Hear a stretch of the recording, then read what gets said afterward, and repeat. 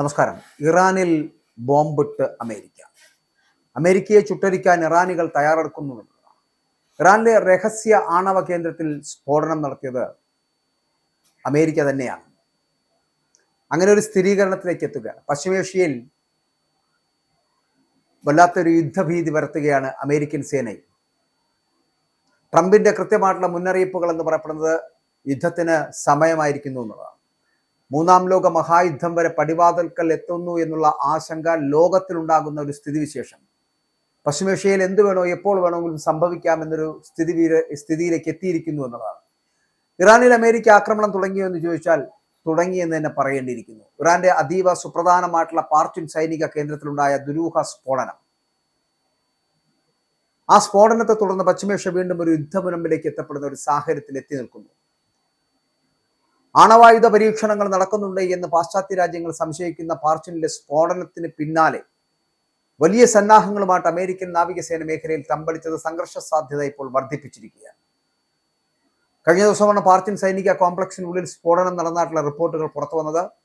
Iran അധികൃതർ ഇക്കാര്യം ഔദ്യോഗികമായിട്ട് സ്ഥിരീകരിച്ചിട്ടില്ല എങ്കിലും ഉപഗ്രഹ ചിത്രങ്ങൾ സ്ഫോടനം നടന്നതായിട്ട് തന്നെ സൂചിപ്പിക്കുകയാണ്.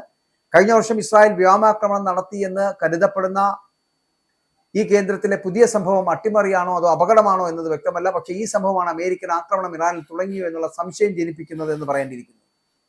അതേസമയം സ്ഥിതിഗതികൾ നിരീക്ഷിക്കുവാൻ അമേരിക്കയുടെ അത്യാധുനിക വിമാനവാഹിനി കപ്പലായിട്ടുള്ള USS Abraham Lincoln strike group Gulf മേഖലയിൽ നങ്കൂരമിട്ടിരിക്കുകയാണ്. ഇറാന്റെ ഏത് നീക്കത്തെയും നേരിടുവാൻ വേണ്ടിയിട്ട് സജ്ജരായിട്ടുള്ള ഗൈഡഡ് മിസൈൽ ഡിസ്ട്രോയറുകൾ അടക്കമുള്ള സന്നാഹങ്ങളുമായിട്ട് അമേരിക്കൻ സേന എത്തിയിരിക്കുന്നു. അപ്പോൾ ഇറാനിൽ തുടരുന്ന ആഭ്യന്തര പ്രക്ഷോഭങ്ങളെ അടിച്ചമർത്തുന്ന ഭരണകൂട നടപടിക്കെതിരെ അമേരിക്കൻ പ്രസിഡന്റ് ഡൊണാൾഡ് ട്രംപ് രൂക്ഷമായ ഭാഷയിലാണ് കഴിഞ്ഞ കുറച്ച് ദിവസങ്ങളായി പ്രതികരിച്ചത്. പ്രതിഷേധക്കാരെ കൊന്നൊടുക്കുന്നത് തുടർന്നാൽ സൈനിക നടപടി ഉൾപ്പെടെയുള്ള പ്രത്യാഘാതങ്ങൾ നേരിടേണ്ടി വരുമെന്നുള്ള ട്രംപിന്റെ മുന്നറിയിപ്പ് പലവട്ടം തിരസ്കരിക്കുകയായിരുന്നു ഇറാൻ. രാജ്യത്തെ സാമ്പത്തിക തകർച്ചയ്ക്കും പരമോന്നത നേതാവായിട്ടുള്ള ആയത്തുള്ള അലി ഖമേനിക്കുമെതിരെ നടക്കുന്ന പ്രക്ഷോഭങ്ങളിൽ ഇതുവരെ ഏകദേശം 6126 പേർ കൊല്ലപ്പെട്ടതായിട്ടുള്ള കണക്കുകൾ വരുമ്പോഴും ഇതിൽ 5777 പ്രതിഷേധക്കാരും 86 കുട്ടികളും ഉൾപ്പെടുന്നു എന്നുള്ളതാണ് കണക്ക്. ഏകദേശം 41,800-ലധികം പേർ അറസ്റ്റിലായിട്ടുണ്ട് എന്നുള്ള റിപ്പോർട്ടുകൾ അടക്കം ഇറാനിൽ നിന്ന് വരുന്നുണ്ട്. ഉപരോധവും ഭരണകൂടത്തിന്റെ കെടുകാര്യസ്ഥതയും കാരണം ഇറാൻ സമ്പദ് വ്യവസ്ഥ എന്ന് പറയപ്പെടുന്ന തകർച്ചയുടെ വക്കിലാണ്.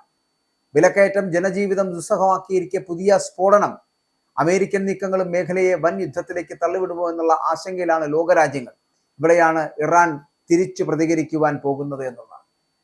ഇറാനിൽ ബോംബിട്ട് അമേരിക്കയുടെ പ്രവർത്തനങ്ങൾ തുടർന്നാൽ അമേരിക്കയെ ചുട്ടരിക്കുക എന്നുള്ളതല്ലാതെ മറ്റൊരു വഴി ഇറാനികൾക്കില്ല. ഇറാനികൾ പലവട്ടം പറഞ്ഞതാണ് ഇറാനിലേക്ക് ഏതെങ്കിലും തരത്തിലുള്ള ആക്രമണങ്ങൾ അമേരിക്ക തുടരുകയാണ് എങ്കിൽ. അപ്പോൾ ഇവിടെ ഇപ്പോൾ അമേരിക്കയുടെ ഭാഗത്ത് നിന്നുണ്ടായ ഇത്തരത്തിലുള്ള ആക്രമണം അതീവ സുപ്രധാന മേഖലയാണ് ഇറാന്റെ പാർച്ചിൻ എന്ന് പറയപ്പെടുന്ന സൈനിക കേന്ദ്രം. ആ കേന്ദ്രത്തിലുണ്ടായിട്ടുള്ള സ്ഫോടനം എന്ന് പറയപ്പെടുന്നത് അമേരിക്കയുടെ ഭാഗത്ത് നിന്നുണ്ടായിട്ടുള്ളതാണ് എങ്കിൽ കരുതിയിരിക്കുക, ബാക്കിയുള്ള രാജ്യങ്ങളിലേക്ക് മിസൈലുകൾ എത്തുന്നുണ്ട് ഇറാനികളുള്ളത്. അത് എത്രയും പെട്ടെന്ന് വീഴുമെന്നുള്ള കാര്യത്തിൽ സംശയമില്ല. ചുട്ടരിക്കാൻ അമേരിക്കയെ അടക്കം ചുട്ടരിക്കുവാൻ തയ്യാറായി നിൽക്കുന്ന ഒരു സംവിധാനം ഇറാനികൾക്കുണ്ട്. ഇറാൻ ഭരണകൂടം അത്തരത്തിലൊരു തീരുമാനവുമായി തുനിഞ്ഞിറങ്ങിക്കഴിഞ്ഞാൽ പിന്നെ ബ്രഹ്മന് പോലും പിടിച്ചു നിർത്താൻ കഴിയില്ല ഈ ഇറാനികളെ എന്നുള്ളതാണ്. അവർ കൃത്യമായിട്ട് അമേരിക്ക അടക്കം ഇസ്രായേൽ അടക്കം ഖത്തർ, ഒമാൻ, സൗദി അടക്കമുള്ള രാജ്യങ്ങളെ ചുട്ടരിക്കും എന്നുള്ള കാര്യത്തിൽ തർക്കമില്ല. അങ്ങനെ ഇറാനികൾക്കെതിരെ ആദ്യമായിട്ടുള്ള ബോംബ് സ്ഫോടനമാണ് കഴിഞ്ഞ ദിവസം ഈ പറയുന്നത് പോലെ ഇറാന്റെ അതീവ സുപ്രധാന സൈനിക കേന്ദ്രമായിട്ടുള്ള പാർച്ചിനിൽ നടന്നിട്ടുള്ളത് എങ്കിൽ അതിനുള്ള ഫലം വളരെ കൃത്യമായി അമേരിക്ക അനുഭവിക്കും, ട്രംപ് അനുഭവിക്കും എന്നുള്ള കാര്യത്തിൽ സംശയമില്ല. കാരണം അമേരിക്ക ഇപ്പോൾ ചെയ്തതുപോലെ ഏതെങ്കിലും ഒരു ചെറിയ സൈനിക കേന്ദ്രത്തിലൊരു സ്ഫോടനം നടത്തുക മാത്രമായിരിക്കില്ല ഇറാൻ ചെയ്യാൻ പോകുന്നത്. ഇറാൻ മൊത്തത്തിൽ അമേരിക്കയെ ചുട്ടരിക്കുന്ന ഒരു സാഹചര്യത്തിലേക്കായിരിക്കും കൊണ്ടുവരിക. ഈ കളിയുടെ ഒരു യഥാർത്ഥ മുഖത്തിലേക്ക് എത്തപ്പെടുമ്പോൾ, അല്ലെങ്കിൽ അതിൻ്റെ ഒരു ക്ലൈമാക്സിലേക്ക് എത്തപ്പെടുമ്പോൾ സ്വാഭാവികമായിട്ടും ഇത്രയും നാൾ നടത്തിയ ട്രംപിന്റെ വീരവാദം മുഴക്കലും ഒപ്പം തന്നെ ഇപ്പോൾ ഇറാനികളെ തകർത്ത് കളയുമെന്നുള്ള വാദഗതിയും ഒക്കെ ഇവിടെ തകർന്നു തരിപ്പണമാകും. ഒരടി നിങ്ങൾ ഇറാനെതിരെ കൊടുത്തു കഴിഞ്ഞാൽ പിന്നെ നിങ്ങൾക്ക് അടി വാങ്ങിക്കുവാൻ മാത്രമായിരിക്കും സമയം എന്നുള്ളതാണ് അമേരിക്കയുടെ ഒരു ഗതികേട്. ഈ കിട്ടുന്നതിൽ ഇറാനെതിരെ നിങ്ങൾ തൊടുത്തുവിടുന്ന ഒരു മിസൈൽ അല്ലെങ്കിൽ ഒരു ബോംബ് എന്ന് പറയപ്പെടുന്നത് ഇറാനിൽ പതിക്കുന്ന നിമിഷം മുതൽ പിന്നെ വീഴാൻ പോകുന്നത് അമേരിക്കയിൽ മാത്രമല്ല മിസൈലുകൾ, അമേരിക്കയിൽ മാത്രമല്ല ബോംബുകൾ, പകരം ഈ ഇസ്രായേലിലും ബാക്കിയുള്ള UAE അടക്കമുള്ള UAEയും ഖത്തറും ഒമാനും അടക്കമുള്ള ഗൾഫ് രാജ്യങ്ങളെ അടക്കം ചുട്ടരിക്കാൻ പോകുന്ന വലിയ മിസൈൽ വിക്ഷേപണങ്ങൾ നടത്തുവാൻ ഇറാനികൾ തയ്യാറാകും. അതിന് ചങ്കൂറ്റമുണ്ടെങ്കിൽ മാത്രം അതിനൊരു ചങ്കൂറ്റമുണ്ടെങ്കിൽ മാത്രം ട്രംപ് ഇനിയുള്ള യുദ്ധപ്രഖ്യാപനം നടത്തി ഇറാനികൾക്ക് മുൻപിലേക്ക് പോകാവൂ. ഇല്ലെങ്കിൽ ചുട്ടരിക്കും, ട്രംപിനെ അടക്കം അവർ വെടിവെച്ചു കൊല്ലുമെന്നുള്ള കാര്യത്തിൽ തർക്കമില്ല.